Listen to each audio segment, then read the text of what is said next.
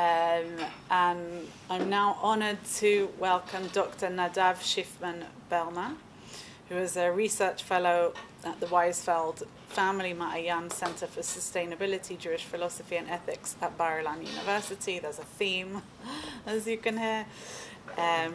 He's also adjunct lecturer at the Revel Graduate School of Jewish Studies at Yeshiva University. Nadav co-leads with Professor Tal Zarsky an ISF-funded research on Jewish legal thought, law and technology, and he is an editorial board member in the Journal of Jewish Ethics. Nadav. Okay. Good morning. Thank you, Gila. I have further questions. Wonderful presentation. Still waiting for the hostages to be returned as we speak and interact freely, and hoping for a peaceful future for us. Thank you to the Hebrew University of Jerusalem, where I wrote my PhD, Wozniak, to the Congress staff, to the Union of the World Union of Jewish Studies, and to the Weisfeld family, and to Miriam and Hanoch for really leading this wonderful intellectual initiative. So this paper, or the paper that this lecture presents or summarizes, is structured as follows. And it's too long for 20 minutes, so forgive me for being concise. It deals with ecological crisis. The problem is well known, so I'm not going to elaborate on it. I'll speak about emotional imbalance of our era and about ecological virtues and how it's relevant for nature protection. I'll speak about fear of heaven, or Yirat Shamayim, maybe also Yirat Haaretz, fear of earth, perhaps, in the context of Jewish ethics, and argue that the very idea of fear is a bit foreign to us, maybe since this 67 revolution that White is indicating, but also another milestone that I'll mention later. I'll speak about Hans Jonas in this context very briefly, about his idea of heuristics of fear that, again, doesn't sound very attractive in the age of love that we happen to inhabit. And I'll say a few words in conclusion, and that's really an invitation for further discussion. So that's the basic structure. The images are from the internet. So, כל האומר דבר בשם אומרו, מביא גאולה לעולם. So let's start.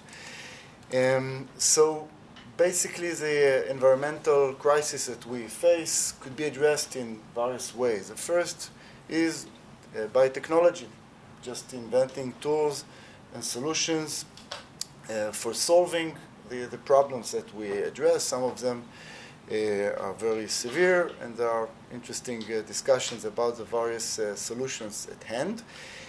Another way is public policy. We can affect or minimize or diminish or prevent nature harms by being more wise about how to incentivize ourselves and the corporations and the government, etc. And there is this evasive idea of morality that we believe is foundational for how we act and interact in the world. So that's my topic today. And it is a famous saying by the late Rabbi Sachs that we face not only climate change, but also a cultural climate change in which the virtues, personal, civic, international perhaps, are a bit Michiganer.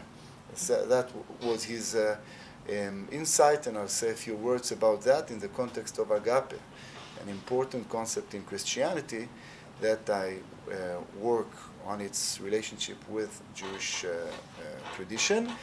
And for scholars like Rabbi Sachs, there is an influence to how we think about the virtues and between the physical and the metaphysical or the emotional or the mental. and ecological virtues. That's a field that I'm considering here, and I assume that it matters and it has ramifications for nature protection.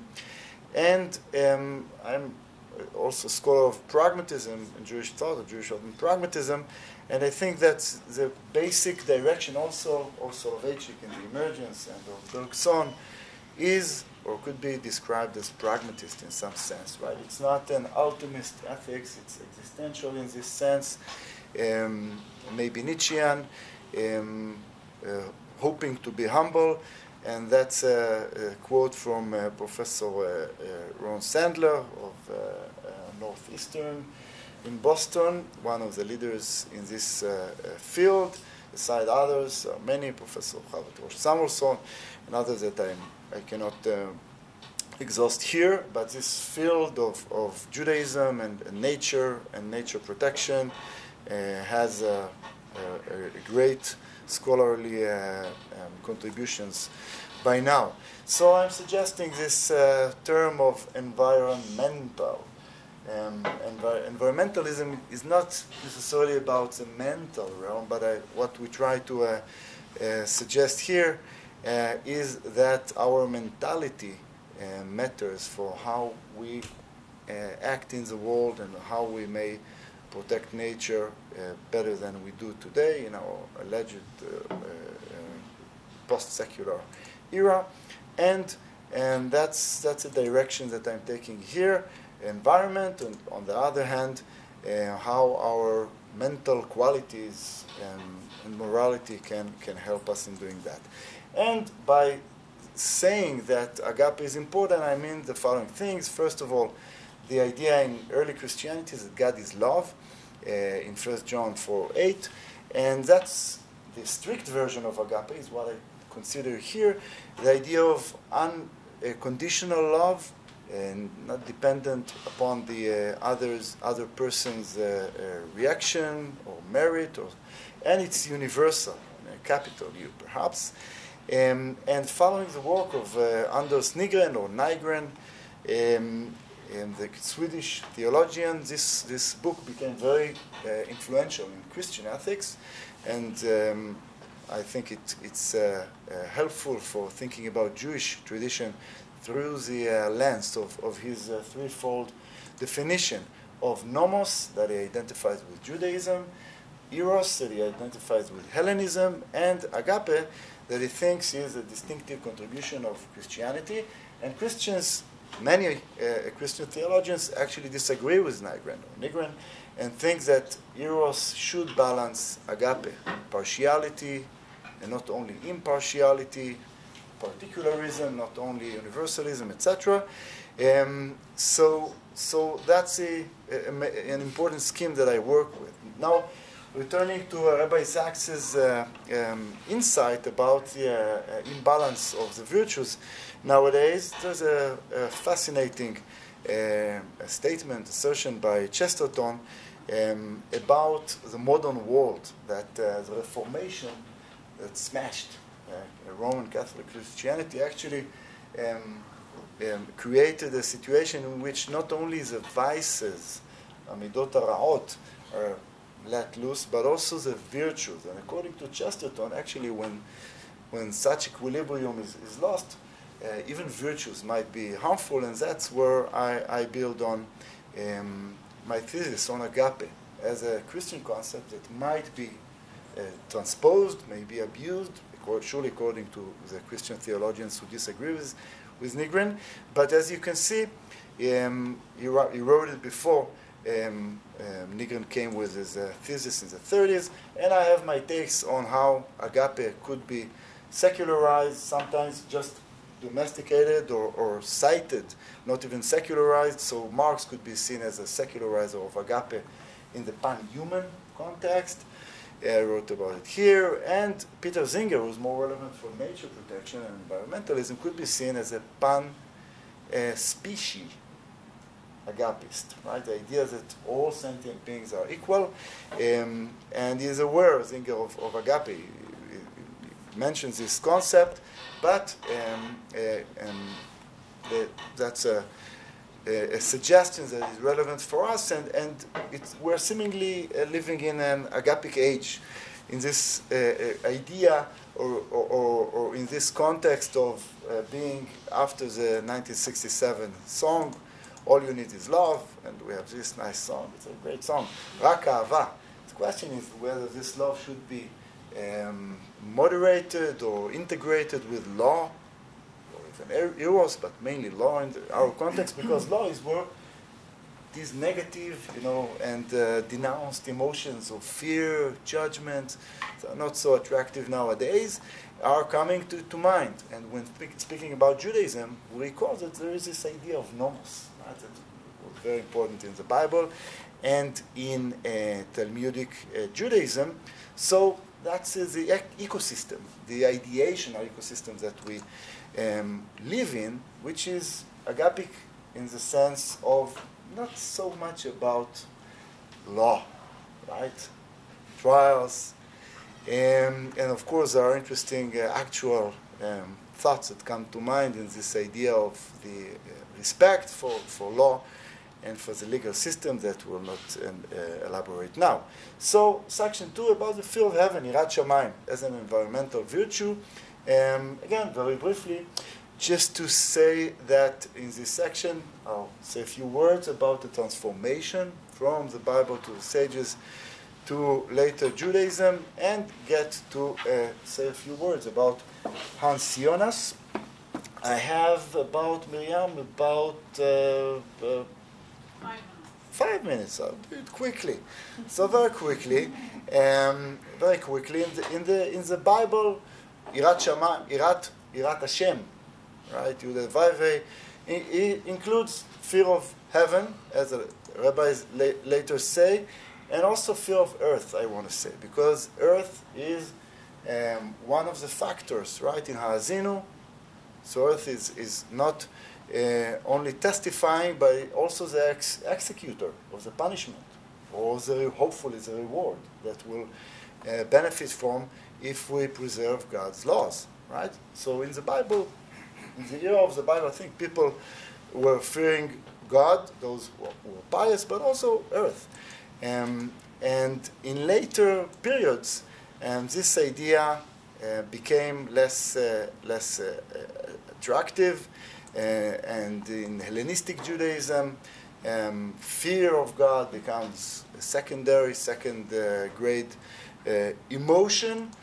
And there are various sources here. If anyone wants, I can send the paper or this PowerPoint to hear your feedback. The email will be in the last slide. But my main suggestion, it's a kind of a constructive elaboration on Jonas's idea of heuristic of fear, is that fearing the consequences of our earthly or our religious harm of nature, which is right, no need to elaborate on the duties toward nature, is something that we forgot a little bit as moderns who live in an age of love. And the fear of heaven that the rabbis have in mind are still, I think, preserving this resonance. And this shift began in what Shmuel Noah Eisenstadt called the axial age, around 500 before the Common Era, and then fear of God becomes less attractive, and interesting divisions of labor, because the real God is beyond, and the near God is not really a worthy legislator. So things are a bit becomes complex, and initially, for us to think of fear of God is challenging, and we are discussing this in the context of Jewish virtue ethics, in which, surely in the Mussar movement, fear of God still was an important virtue to consider. And my initial suggestion is that reclaiming or restoring this religious instinct of fear of God, fear of heaven, fear of earth, can be productive for taking more seriously what we might lose if we will not preserve nature. And Yirat Shamayim in this regard can nourish our environmentalist commitments. So these are a few verses, and let me get to say just that the marginality of fear in Kabbalah, Chassidut, was remarked upon and researched by Lior Zaks Shmueli. Just came out with the books that I have to read, but already in her articles. So it's not my mere invention that fear of God, of sin, is less attractive for moderns, and that's the initial idea, and it has a specific and special relevance for negative commandments that, again, moderns are less, according to Hans Jonas, less attentive to. And Hans Jonas's idea of fear or heuristics of fear, heuristica shel yirah, we might say, I think borrows much from what I described. He's not referring to agape, even though he was well aware of Gnosticism and of various intellectual things that are here at the background.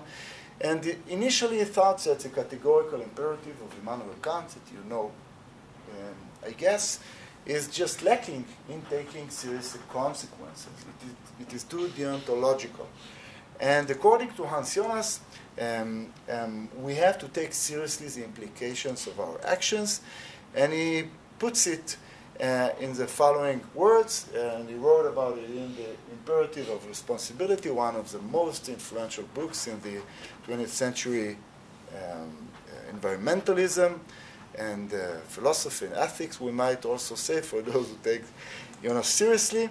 And he is writing that the imaginative heuristics of fear, replacing the former projections of hope, and here he rejects or criticizes Bloch's idea of the philosophy of hope, must tell us what is possibly at stake and what we must be aware of. The magnitude of those stakes, taken together with the insufficiency of our predictive knowledge, leads to the pragmatic rule to give the prophecy of doom priority over the prophecy of bliss. And again, we are in an age of Nevi'ei Nechama, funded, not funded, and hearing concerns is harder for us as moderns, maybe also as an Israelis, surely in this complicated era. And the heuristics of fear, that's abbreviation, is an invitation to take seriously our responsibility to preserve nature and to be responsible for future generations, and to take seriously, again, not in this vague or too abstract calculations that Immanuel Kant suggested, but to take a more consequential and maybe utilitarian route about the ethics that we follow. And it has a special attention to negative consequences, and he also remarks elsewhere that the negative commandments, prohibitive laws in the Decalogue in Judaism are especially relevant for moderns, given the immense possibilities, technological and other possibilities that we have. So this very idea of binding ourselves, tzimtzum, you might say, he mentions this concept elsewhere, is important for us as we enjoy unprecedented possibilities to act in the world. So that's very brief. I'd be happy to hear questions, comments, and that's basically an invitation to think about the environmental equilibrium that we live in. We saw that, according to Rabbi Zaks, Chesterton, there's a serious question about midot hatovot, virtues, and not only vices, and questions about Judaism, Christianity, of course, because agape, as I said, is originally a Christian concept, and Judaism as a normative and corporeal-based religion, which is or was committed to this worldliness or artziut, was committed to the idea that the fear of God is important, and I suggest that the fear of heaven included and may once again include the fear of earth, taking seriously the consequences of our actions in the world, and also rethinking the equilibrium, the interactions, ideational interactions between love and law, fear, more related to law, and all that should somehow lead for us to be better citizens of this world. So thank you. It's just a joy to see so many of the different aspects of what you deal with, the Gnosticism, pragmatism, all of the different ideas kind of come together through this subject. It's just been a joy. So we have some time for some questions. Thank you. First of all, I think the song to also like catch the time is imagine, not all you need is love. Imagine no religion and live for today. So there's yes. I think that's a better catchphrase for. But my question is about pragmatism. And does Hans Jonas also relate to the possibility of pragmatism actually cutting its own branch? Because, being too optimistic, like everything is going to be fine, then people won't do anything. But if you inject too much fear and too much, bombard people with predictions and scenarios and facts, it can either lead to paralysis, they'll just do nothing because it's too big, or nihilism.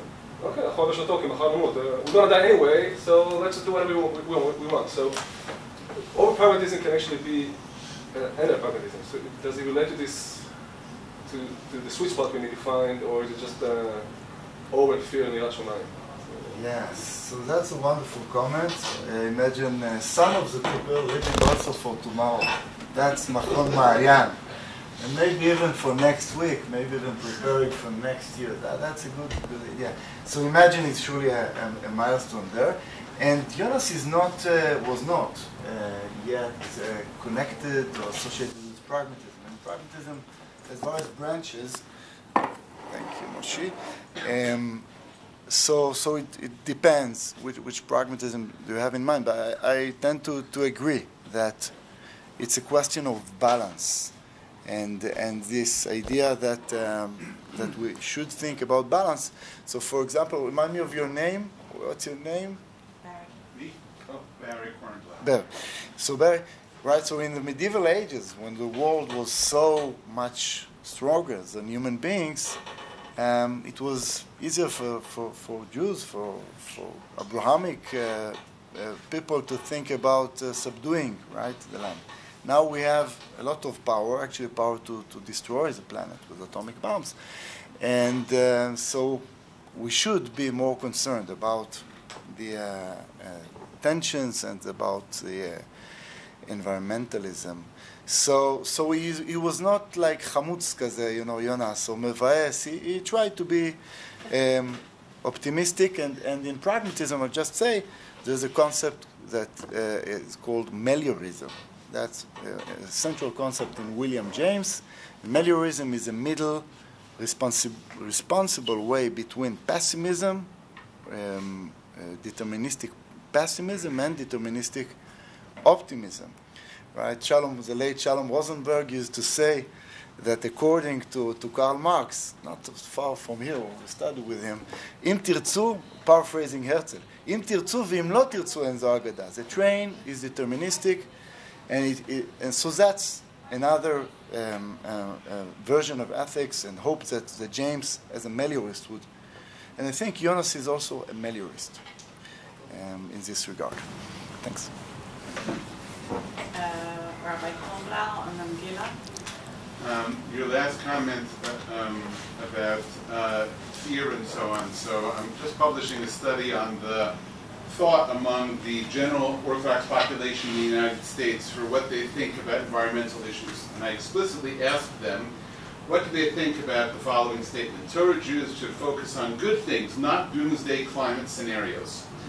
And the responses that I received are that the answer to that question depends on what you think of the world. If you are concerned about climate things, unsurprisingly, you don't agree with that. And the more you do, the more you care about climate things, the less you agree with that. What's also interesting is that one's religious perspective as a whole impacts that. The more insularly you are, the more you think that the Torah and so on needs to be basically good messaging, positive messaging, and all the kinds of happy messages that you see. Hashem, HaKadosh Baruch Hu ohev oti. It's got to be all positive, positive. But the more open you are to the world, the more realistic you can be and embrace negative messaging. Something that I hear all the time in the community as a whole, and I'm glad that you're highlighting it because it's really, really important stuff. As a happy Jeremiah, I want philosophical support for the idea that it's a good thing, and I appreciate your framing it as a lost virtue. Yes, so part of the problem, perhaps, or the challenge, is this Gnostic style tribalism, right? If you are a Democrat, you should not be a conservative, or if you are a conservative, you should not. And I think Jonas is a model of a after modern period, in which he was more committed to matter-of-factness or inyaniyut. So the problem, we should be aware of how our deliberation influences our thinking of the topic, etc. Well, thanks. Yes. Okay, so Nadav, I really loved it. It's the first time that I hear it, so for me it's new. I hope you feared it a bit, not only loved it. It was very interesting. Yeah, right. My question is, what kind of fear? Fear is a big thing, like, and especially in the religious context. I guess you want to bring it to the religious context because we are in Jewish philosophy. So what kind of fear? It's a fear of God because we're not acting in a moral way towards nature. It's a fear of nature. You spoke about the fact that we have a fear of earth. Yes. But when you speak about this fear, what kind of fear? Yes, that's a very important point because there are, as Lior Shmueli, she works on the fear of sin, and there is fear of God, fear of heaven, fear of earth, and in the Hebrew Bible, in the theology, or we might say the ontology of the Hebrew Bible, God is revealed in the world, in the more than human world, right? In trees. That's why, surely in other human beings, but in the Bible, people felt that they interacted in God with God more than we feel now in the post-axial age, when God is conceived of as self-distancing thyself from the world. And I think much of Jewish thought is an attempt to restore this pre-agapic turn or axial age transformation, where we started meeting big gods. I have a couple of questions for you.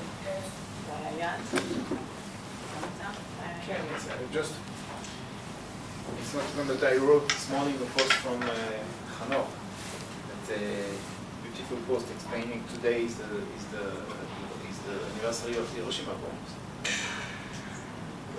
So in the Hebrew University talking, and this is the event that gave to Ancionas really the fear. There is a sentence I have in mind, the fears of I don't know if it's Abraham or Yitzhak or both of them. They have the fear that there is no Yirat Elohim Makom Hazeh. There is no fear of God in this place. Yes. And I have it's not a question, it's rather a feeling that you are talking about something that is a bit gone from the world. It has disappeared, and I don't know what it looks like really. I wish there are people such, and there is a work of restoration to bring it to consciousness. And then, based on that, it's clear, you made it and it became to me very clear. I don't know if it's the main point you asked to make, but the main thing I take is that once you have in your mind the Yirat Shamayim, once you have it, so you can easier act as Ancionas is expecting or is explaining and needs to be acted. But otherwise, it's only a sentence words. Thanks. So I cite this, I quote this verse, and also in the paper remark on why the suggestion that Yirat Elohim, that in the Bible was equated with morality, Yirat Elohim v'haraguni al dvar ishti, does not mean that atheists or secular people are not, or necessarily immoral. I do not take this route, and that's part of the challenge of the post-secular theories and trying to make sense of secularism and its benefits and democracy and individual freedoms and all that, yet restoring something of these moral sensitivities that we find in early Jewish sources.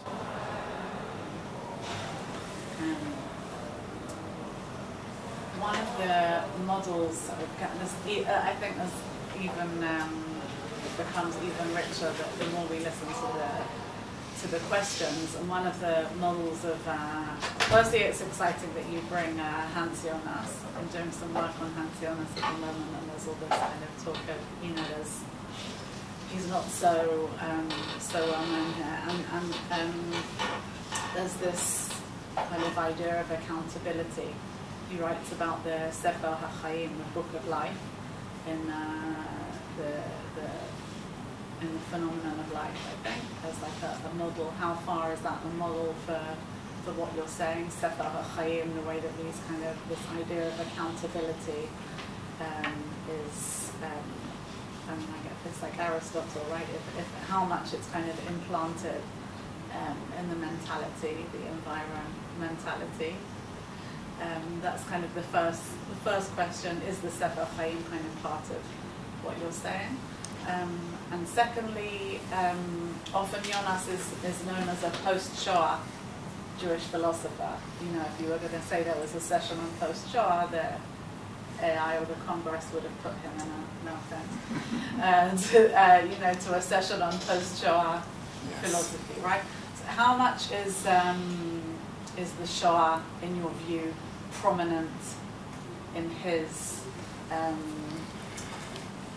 kind of demand really to come away from that mode of destruction and look at the mode of creation, or at least preservation or protection of nature? Wow, these are very crucial points about Jonas, and of course Jonas studies.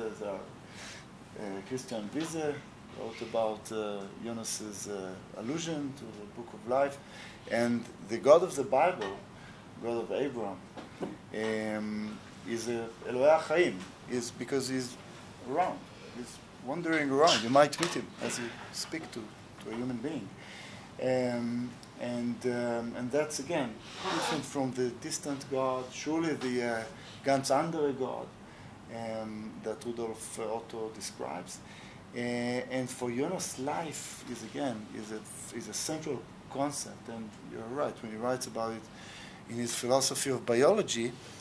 I think he has in mind this basic axiom that life is superior to death, and we know that there is also in philosophy admiration of death sometimes. Not as an invitation to cherish life, but just Satanism. So Jonas takes very seriously the life of amoebas and of course human beings and organisms, and I think his basic axiom is really rooted in the Bible, as you say. And Shoah is the opposite. Is how Satanism and how death triumphs life. And the murder of his mother in the Shoah, you're right that these were crucial points. And as in Eliezer Berkovitz, also famous for his post-Holocaust theology, we should recall that these thinkers had other important contributions. Yes. I'm going back, maybe I'm connecting to what you said, that I'm just wondering whether Yirat Shamayim is something that can be taught. I'm thinking of Hakol Yidei Shamayim, Chutz Mi Yirat Shamayim. Maybe it's something either you're born with it or you're not, or you don't have it. because there is some hope in what you're saying. The Yirat Shamayim can be taught. Maybe you're talking about education, right? Or I don't know, right? I'm thinking practically now, but I think that's where you'd like to go with this, right? And I just wonder, like, if it's possible to educate for this. And there's one level of educating for this within a community that talks about these kind of concepts. And then there's another level of taking it out to the wider world, right? How do you educate for that? So I'm just, and is it possible to educate for that? Yes, so that's a central question, and in the halachic context, the answer would be surely, mentioned the Musa movement. Yes, it's done by mitzvot, way of life of Torah and mitzvot, but Jonas himself, not an Orthodox Jew, passed away in 1993, lived in New Rochelle, attended a Reform synagogue there. So that's again a question, because his interlocutors in the New School for Social Research, where he taught, were not halachic people, but I think that's a major question that again goes back to Immanuel Kant, that had this intuitive Yirat Shamayim in the reverence for the law, which is autonomous, all the complications that we don't enter here. But that's a question, how this Yirat Shamayim, or just respect for others and for nature, how could it be educated and inherited? I'm sorry I just came late, but if I could add something. I wonder if Jonas and all might say that it can't be taught didactically, but it can be taught, nowadays we say mimetically, or practiced, right, where it can be modeled for others. And that in turn speaks to the conception of what philosophy is, right? What is the philosopher? And drawing Hadot's terms, what does it mean for philosophy to be a way of life? And draws others. Yes, so let's hope that it can be educated and also philosophized. That's the hope. Thank you, Nadav. Thank you.